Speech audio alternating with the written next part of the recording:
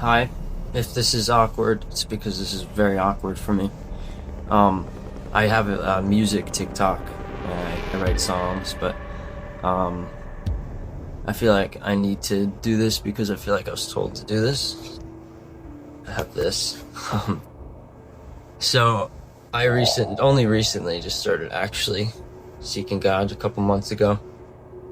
It started out with a prayer that was answered on the spot, which, doesn't always happen, so I'm grateful for that. But just asking God, like, to show me that He's there to answer me. And immediately saw a lot of threes that were, like, statistically unlikely in something that I was doing. And just looked up, okay, loosely, I'm like, okay, could this be, I know this is unlikely. But I looked it up, and the first thing that came up was Jeremiah 33:3, call to me, and I will answer you and show you great and hidden things. So I was like, and then you get that warm, like, heavy feeling wash over you. And, yeah, so that happened. And then, like, a week later, as I'm getting more into it, I asked God to show me something in my sleep, or, show me what He would have me do, or what my calling would be. Because ultimately, His will, not mine, right? And I woke up in the middle of the night and heard Ezekiel 33:3. And I was like, okay, great, with the threes.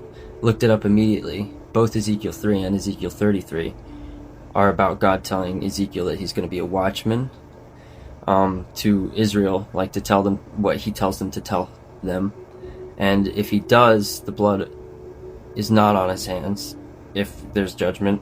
And if He doesn't, then the blood is on Ezekiel's hands. That's why I'm making this video.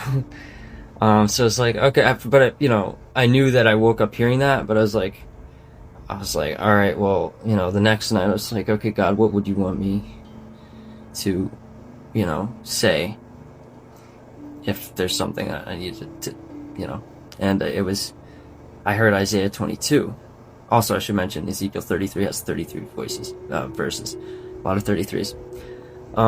It was Isaiah 22 again with the double numbers, and which is was very cryptic to me the first time I read it. So I'm like, okay, maybe I'm like making this up or something. I don't know. But I read it, and it had a lot to do with things that I was feeling during my daytime, like talking to my wife about, like, hey. Anyway, it did happen to coincide, like, once I looked up Bible studies of it and kept reading it over, it did have a lot to do with what I'd been complaining to, like, my wife about every day about the church, like the modern church, any denomination. And it's about spiritual blindness. And it's a warning from it's an oracle warning. I don't know exactly what it means. To the Valley of Visions. It's called that, I guess, ironically, because Jerusalem is like the high place, I'm pretty sure. But it's become like a valley and a vision because there are like a lot of prophets that would go there. Not completely sure about that. It's more speculation, but it's about the people kind of celebrating out on the rooftops when they should be crying out to God and repenting. And God's telling them that He's going to judge them.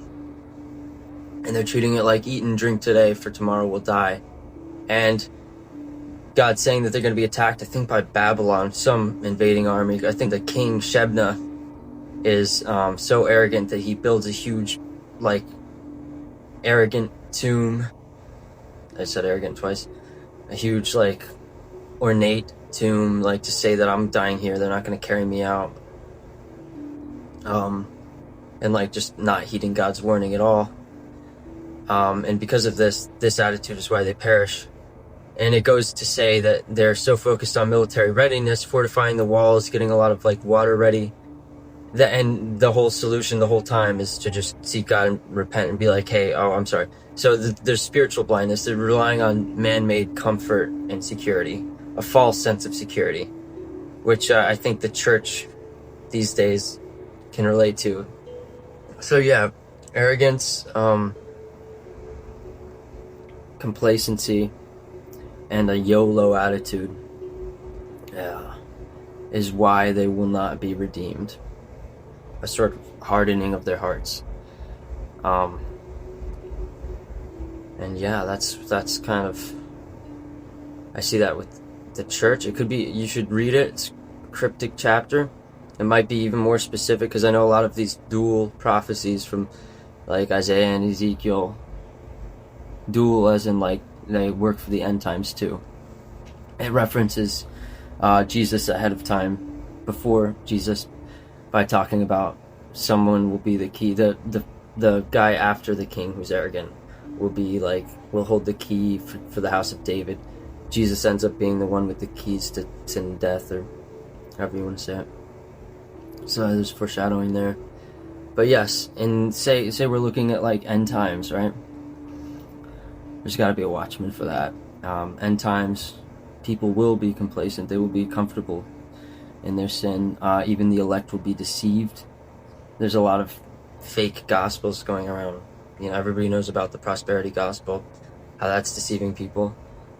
They'll say, Lord, didn't we cast out demons in your name? And they'll say, I never knew you. Yeah, there's a lot of deception. Yeah, it's serious. Anyway, if you want to know more about like my testimony, as it were, or the confirmation I got to share this, or like the scriptures I heard about in other nights after that to confirm the calling, so I didn't think I was just crazy.